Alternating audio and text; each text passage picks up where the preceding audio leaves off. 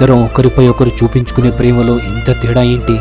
చెల్లి, అక్క, పెళ్ళాం, కూతురు అనే తేడా లేకుండా మీ ఆడవాళ్లలో తల్లి గుణాలున్నట్టు తమ్ముడు, అన్న, భర్త, కొడుకు అనే మా మగవాళ్లలో తండ్రి గుణాలు ఎప్పుడొస్తాయో?